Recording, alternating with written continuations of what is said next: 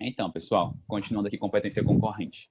A aula passada, nós vimos as características iniciais, ficamos de ver hoje o artigo 24 e as suas hipóteses. E aí nós vamos ver também alguns precedentes do Supremo sobre esse assunto. Olha só, a competência concorrente, ela é uma competência legislativa compartilhada. Lembram disso, né? Agora vou botar lá para o nosso gráfico, nossa tabela. Nós já vimos as competências materiais da União, né, competências exclusivas da União, competências privativas da União, que são as competências legislativas. Vimos as competências materiais, que são as competências comuns entre todos os entes federativos, União, Estados, Distrito Federal e municípios. E nós vamos ver hoje competências legislativas, que são as competências concorrentes entre União, Estados e Distrito Federal.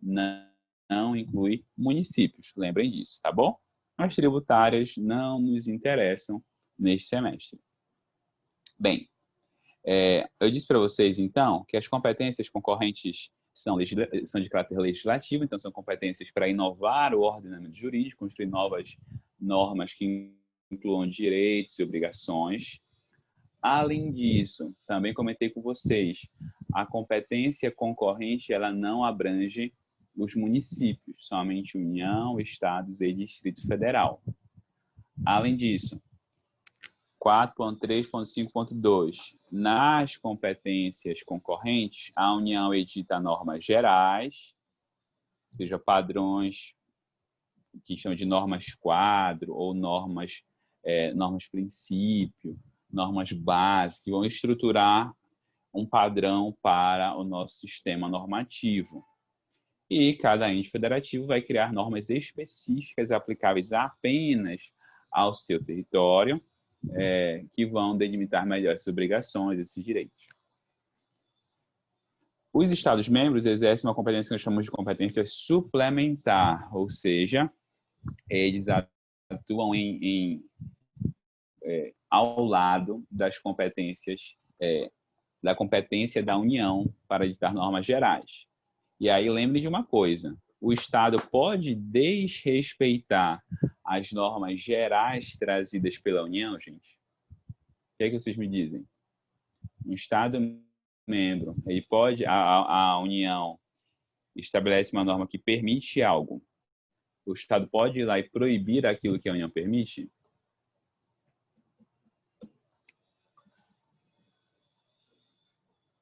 Hein? Resposta, não.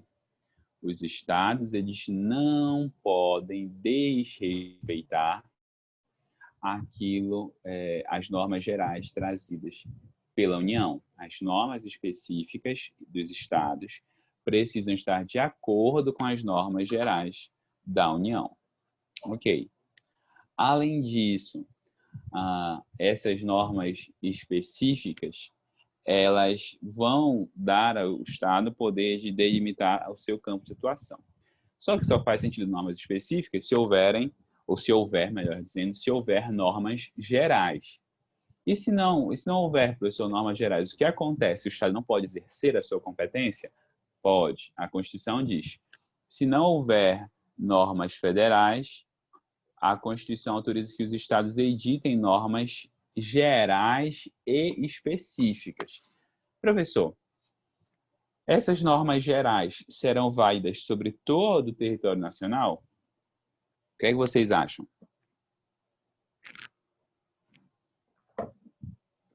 A União não exerceu sua competência de editar normas gerais.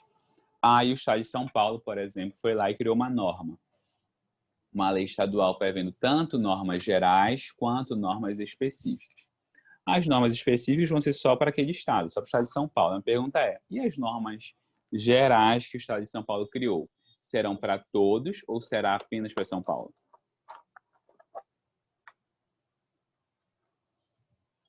Só para São Paulo. Muito bem, Romeu. Serão só para São Paulo. As normas gerais que o Estado cria nesta competência, que nós chamamos de competência suplementar supletiva, são apenas para ele.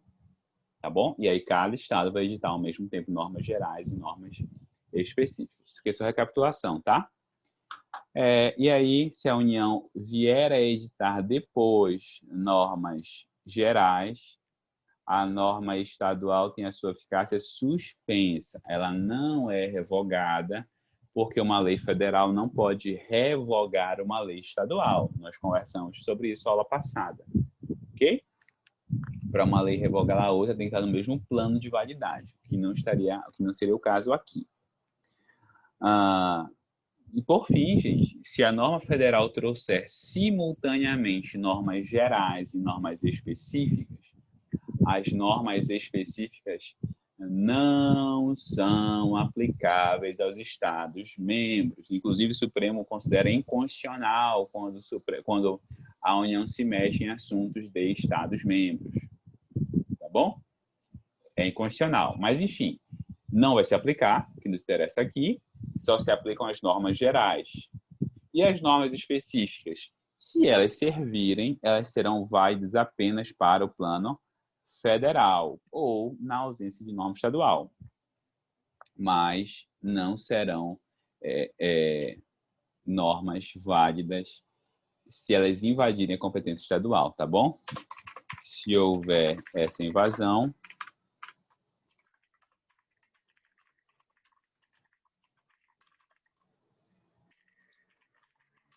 será um caso de inconstitucionalidade. Ok? Perfeito, gente. Bem, bora lá e depois eu vou trazer para vocês alguns precedentes do Supremo. Vamos para a Constituição. Para eu explicar. Aqui, gente, artigo 24 da Constituição.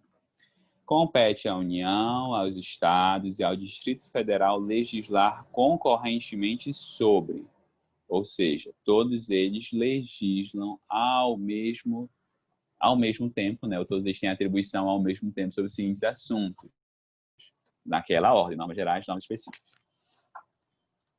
Direito, inciso primeiro, direito tributário, direito financeiro, direito penitenciário, direito econômico e direito urbanístico. Bora lá. Direito tributário, gente. Direito tributário é o ramo do direito que cuida das relações entre ente público, entre o Estado, com E maiúsculo aqui, os entes federativos todos, e o particular. Especificamente, em relação ao exercício da capacidade tributária dos entes federativos, ou seja, do poder de tributar. Direito tributário é o ramo do direito que regula o exercício do poder de tributar sobre os cidadãos. Tá bom? Então, quais são os tributos, como eles são cobrados, quais são as regras que incidem, por aí vai. A Constituição está dizendo aqui no artigo 24, inciso 1º, que a União criará normas gerais sobre direito tributário e aí os outros entes, os estados, vão criar normas específicas. Qual é o nome da norma geral no direito tributário brasileiro? Como é que chama? Ah, professor, eu não vi ainda. Mas não precisa saber, não precisa ter visto isso para saber o nome dessa norma. Como eu chamo a norma que traz normas gerais? Qual é o nome da lei que traz normas gerais sobre direito tributário no Brasil?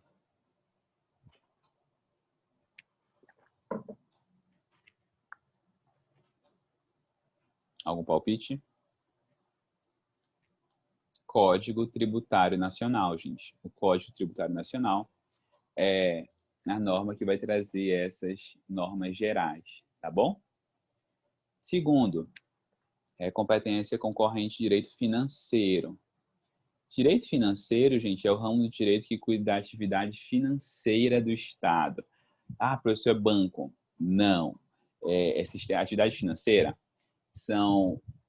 é a atividade do Estado. O direito tributário é a relação do Estado com o cidadão, certo? O direito financeiro é a relação do Estado com ele mesmo. Como assim? É como ele pode gastar dinheiro. Vai dizer respeito aos 4 núcleos da atividade financeira do Estado. Como ele, gasta dinheiro, que são as normas sobre despesas públicas. Como é que o Estado pode gastar dinheiro? Despesas públicas. 2, como é que o Estado ganha dinheiro? Que são as receitas públicas. O Estado deveria gastar só o que ele ganha, mas ele frequentemente ultrapassa as despesas em relação às suas receitas. Então, cuida do endividamento público. Como é que o Estado consegue crédito, consegue empréstimo público? Então, endividamento público. E, por fim, como é que o Estado se organiza para receber e gastar, ou seja, o orçamento público. Tá bom? São os 4 núcleos principais do direito financeiro. E aí, de novo, a União pode ditar normas gerais sobre o direito financeiro e os estados vão criar normas específicas. Tem uma norma geral de direito financeiro muito conhecida, que é a Lei de Responsabilidade Fiscal. Já ouviram falar dessa lei? Ou nunca?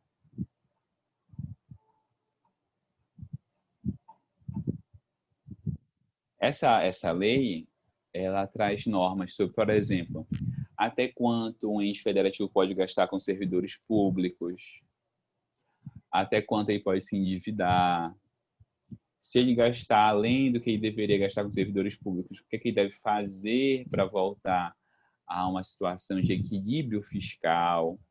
São normas gerais, que inclusive o Supremo já disse que são constitucionais, tá bom? Essas normas gerais são constitucionais. Depois eu mostro para vocês, tá? Então a gente vai ler o artigo 24 todo, eu vou explicar e depois a gente vai para o Supremo. Direito penitenciário. Gente, direito penitenciário é sinônimo de direito penal? Sim ou não? Direito penitenciário é sinônimo de direito penal? Não. Direito penal, a gente vai cuidar principalmente da tipificação. Tá? O objeto principal do direito penal é a tipificação. Definir condutas que serão consideradas condutas criminosas. O direito penitenciário está muito mais associado à execução da pena. Tá? A execução da pena no sistema penitenciário. Então, nesse caso, a União traz normas gerais e cada Estado define no seu âmbito específico como cumprir, como executar o cumprimento da pena no sistema penitenciário, tá bom? Direito econômico são as relações de caráter econômico, tá bom? Relações que dizem respeito o que é direito econômico? De mercado, tá bom? Regulação do mercado. E esse direito econômico, ele anda junto com outras 2 palavrinhas aqui. Juntas comerciais e produção e consumo. Então, essa regulação das relações econômicas tem normas gerais da União e tem normas específicas feitas pelos estados. Gente, só uma observação importante. Falei de legislação federal e legislação estadual, mas em muitos desses casos aqui, a própria Constituição traz regras. Então, obviamente, a União e os estados, os dois, têm que respeitar as normas que a Constituição traz sobre esses assuntos. Então, direito tributário, direito financeiro, direito econômico, direito urbanístico. A Constituição traz regras sobre eles. Então, obviamente, tanto a União quanto os estados têm que respeitar as regras constitucionais. Obviamente, não podem afastar. Se o estado não pode violar uma lei federal, quanto mais a Constituição Federal. E direito urbanístico. O direito urbanístico, gente, é o ramo de direito que vai tratar do ordenamento urbano, tá bom? Professor, mas isso tem lei? Tem lei. Temos leis federais que tratam desse ordenamento urbano, como é o caso do Estatuto da Cidade e o Estatuto da Metrópole, tá bom? Leis federais que tratam desse assunto. Mas também tem leis estaduais, como, por exemplo, a legislação estadual que regula regiões metropolitanas. Regiões metropolitanas são reguladas por meio de lei estadual. A gente vai ver isso melhor na próxima aula, tá bom?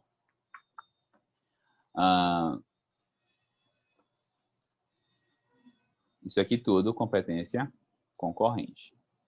Além disso, orçamento público. Orçamento público, que faz parte do direito financeiro, como eu já comentei com vocês. Tem leis federais e leis estaduais que o regem, tá bom? Juntas comerciais. Vocês já deram comercial, né? Ou empresarial, melhor dizendo. Vocês estão dando, né? Juntas comerciais são órgãos públicos ou privados?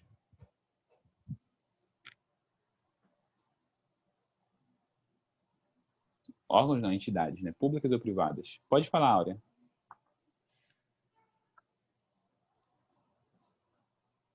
Ah, não, acho que ligou o microfone sem querer. Gente, as juntas comerciais são entidades públicas, embora elas tenham um sistema que é um sistema meio que misto, né? Elas funcionam segundo parâmetros. Ela é uma entidade pública, efetivamente, mas ela tem um funcionamento relativamente autônomo. Junta comercial é um negócio meio chato, já foram lá? Tudo você paga, e o serviço não é muito bom. Enfim, eu sou crítico. Eu sou muito crítico de serviço público, né? Vocês já perceberam isso, obviamente. Mas, enfim, juntas comerciais, a legislação sobre ela é federal e estadual. Gente, e legislação sobre direito comercial? É privativa da União ou é concorrente dos estados, aqui pelo inciso 3? Hein? Competência concorrente dos estados ou competência privativa da União? Direito comercial. O que vocês me dizem? Muito bom, Romeu. Competência privativa da União, tá bom? Concorrente é só sobre junta comercial. Direito comercial, privativa da União. Custas dos serviços forenses. O que é que significa isso? O valor e aí o tabelamento dos valores a respeito da atividade jurisdicional. A União traz as regras e aí cada estado define melhor como vai fazer isso. Gente, olha só, que uma observação já antecipando que a gente vai ver lá na frente. Quando eu digo que é competência concorrente entre União e Estados, eu não estou dizendo que a competência dos Estados será exercida pelo governador ou pela ALEPA, né, pela Assembleia Legislativa, necessariamente. Algumas dessas competências do artigo 24, a gente vai ver lá na frente, são de iniciativa do Tribunal de Justiça. Professor, mas como assim aqui está dizendo que é o Estado? Sim, o Tribunal de Justiça é um órgão do Estado. É um órgão do Estado. Então, não tem relação uma coisa com a outra. O fato de ser do Estado não quer dizer que seja iniciativa do governador ou da Assembleia Legislativa. Pode ser o caso, como algumas hipóteses que nós vamos ver aqui, que seja competência do Tribunal de Justiça, tá bom? E como é órgão estadual, obviamente, então, a competência é competência concorrente. Tudo bem? Claro isso? Eu acho que vocês não fazem estágio ainda, né? Quando vocês começarem a fazer estágio, vocês vão ouvir falar muito das chamadas custas. As custas processuais, tá bom? Custas e emolumentos. Inciso 5º, gente, produção e consumo. Produção e consumo é o que a gente chama de direito do consumidor.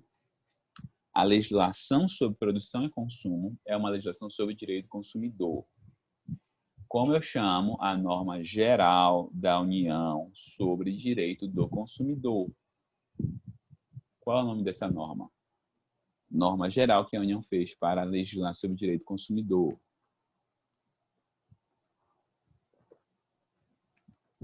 CDC, muito bom, isso mesmo, CDC, Código de Defesa do Consumidor, norma geral. Os estados podem criar legislações específicas? Podem sim. Essa legislação específica pode violar o direito do consumidor, o CDC, melhor dizendo, pode violar o direito previsto no CDC? Não, não pode. As normas específicas têm que estar de acordo com as normas gerais, e aí principalmente as trazidas pelo CDC. Gente, atenção. E aqui vocês têm que tomar cuidado, tá bom? A produção e consumo e direito econômico regulam relações dentro da sociedade que muitas vezes caminham ao lado das relações do direito civil. Direito civil é competência concorrente ou competência privativa da União? Direito civil, competência concorrente ou competência privativa da União? Privativa da União. E aí, gente, dá uma dor de cabeça enorme. Por que dá uma dor de cabeça enorme? Porque quando é que uma lei é do consumidor e quando é que uma lei afeta direito civil? Tem algum... aí, primeiro ponto, né? Só conhecendo a jurisprudência do Supremo. Inclusive, né, deixei uma atividade para vocês e eu recomendei que vocês façam uma consulta à jurisprudência do Supremo ou, se quiserem mais fácil, que vocês consultem a tabela lá no livro do Pedro Lenza, que está lá no meio do capítulo 7. No capítulo 7 tem uma tabela assim, de umas 5 páginas, listando precedentes e dizendo de quem é a competência. Então, não esqueçam. Por quê, gente? Eu vou chutar. Não tem como. A definição do que é direito civil, do que é direito do consumidor, é só conhecendo a jurisprudência do Supremo. Tem alguns caminhos. Por exemplo, o Supremo, quando diz respeito a contrato e a contraprestação, o Supremo geralmente diz que é direito civil. Contratos e contraprestação, direito civil. E normalmente quando afeta a livre iniciativa, e também vai dizer, isso aqui é competência da União. Ok? Então, por exemplo, já dei esse exemplo outra vez. A lei estadual aqui do estado do Pará que deu desconto nas mensalidades escolares na época da pandemia. Direito civil ou direito do consumidor? Segundo a jurisprudência do Supremo.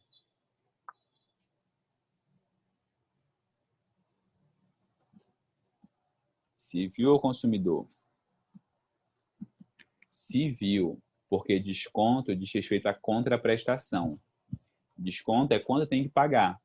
Se diz respeito a quanto tem que pagar, é contraprestação. Se é contraprestação, direito civil. Se é direito civil, competência da União. Outro exemplo, lei que fixa a data de vencimento das obrigações. Então, sei lá, data de vencimento de boleto, data de vencimento de alguma coisa. Civil ou consumidor?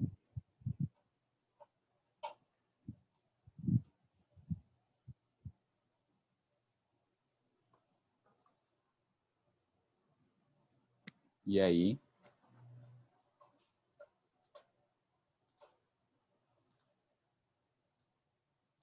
Direito civil, gente. Por que direito civil? Porque diz respeito a contrato. Matéria contratual, direito civil, competência da União. Ok? Além disso, é competência concorrente, direito ambiental. Tá bom? Inciso sexto todo, enorme, direito ambiental.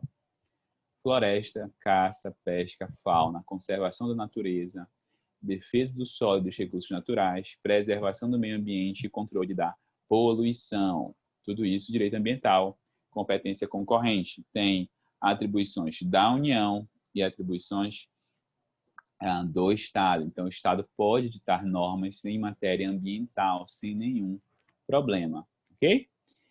Desde que seja compatível com a norma federal. Aqui também existe uma dor de cabeça. Então, por exemplo, o Estado, vou pegar o Estado. O Estado pode legislar sobre emissão de poluentes por veículo automotor? O que é que vocês acham? Emissão de poluentes por veículo automotor. O Estado cria uma lei lá para fixar parâmetros para a emissão de poluentes por veículo automotor. Por que não pode, Romeu? Ou Carlos?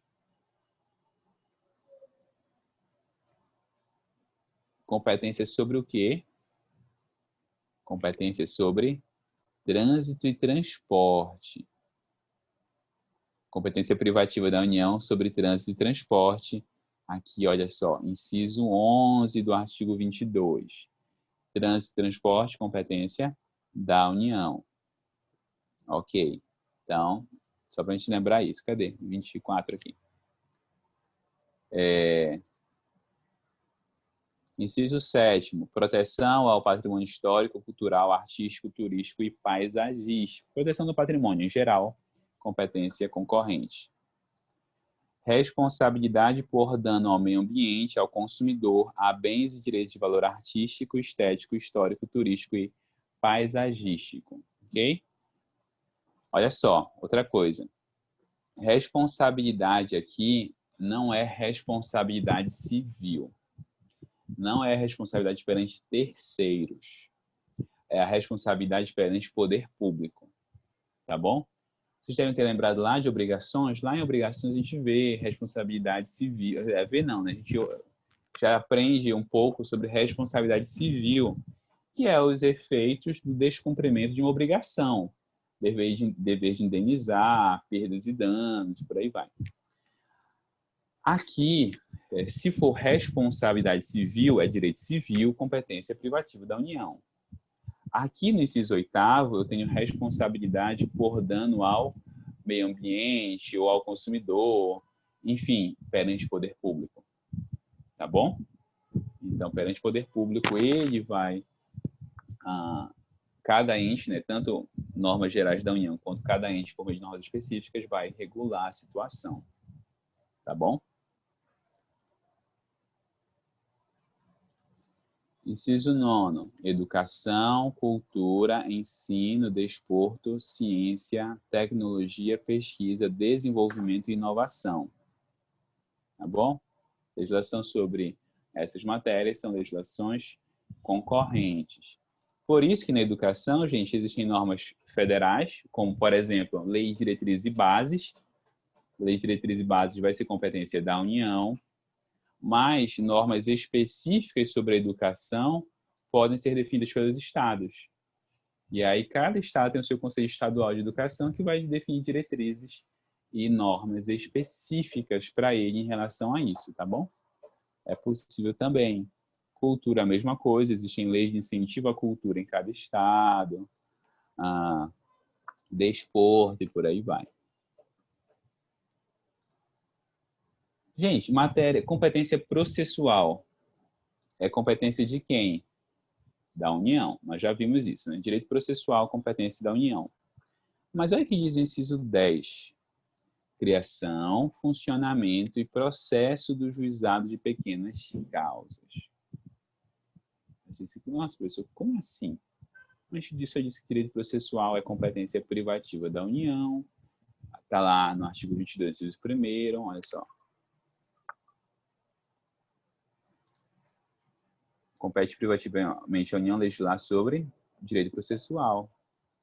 E agora, como é que está no 24, os juizados especiais? Gente, na verdade, o inciso 10 do artigo 24, ele deve ser lido muito mais. Ele e o 11 devem ser lidos muito mais como normas de organização judiciária.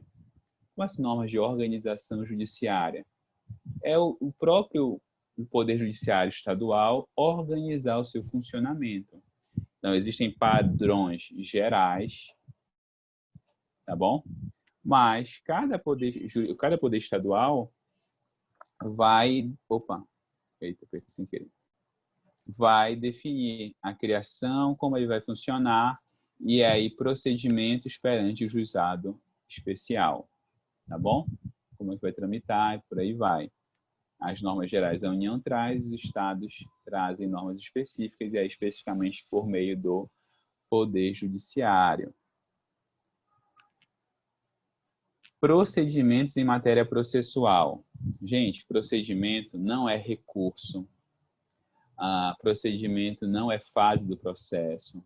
Procedimento é a instrumentalização do processo. Então, por exemplo, é o seguinte. Deixa eu pensar aqui em exemplo. O protocolo. Como vai funcionar o protocolo do Tribunal de Justiça? Que antes, você tinha protocolos que eram separados, independentes. Então, se você ia protocolar no fórum, você ia lá no fórum protocolar.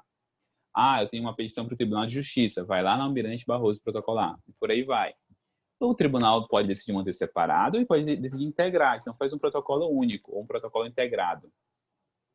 É uma possibilidade também. Esses procedimentos, o PJE, como vai funcionar o PJE? Esses procedimentos têm normas gerais federais, mas cada estado, e aí especificamente o Poder Judiciário Estadual, vai definir como ele vai ser operacionalizado, como esses procedimentos ocorrerão na prática. Ok? Inciso 12. Previdência social, proteção e defesa da saúde. Primeira coisa, previdência social. Aí diz assim, professor, mas o senhor disse lá atrás que a Seguridade Social é competência da União. Que o senhor disse que incluía previdência e assistência. De fato. Como é que aqui está a previdência social? Existe previdência estadual? Existe, e eu comentei isso com vocês, a previdência dos servidores públicos. Tá bom? As normas específicas sobre a previdência dos servidores públicos são competência com normas gerais federais, mas com normas estaduais que a disciplinam, tá bom? Então, as normas específicas são trazidas pela lei, pela legislação estadual. Proteção e defesa da saúde, ou seja, medidas sanitárias, medidas de saúde pública.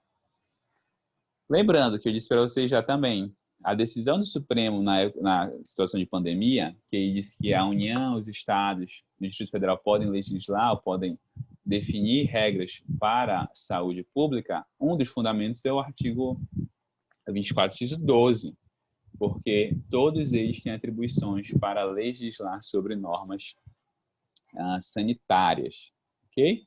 Agora, claro, a União trazendo normas gerais, estados trazendo normas específicas, tá bom?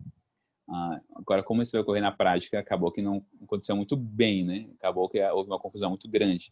Mas, enfim, né? A gente não está aqui para analisar exatamente a prática nesse caso específico, tá bom? Gente, bora fazer a nossa pausa agora e a gente volta daqui a pouquinho. Até aqui, tudo certo?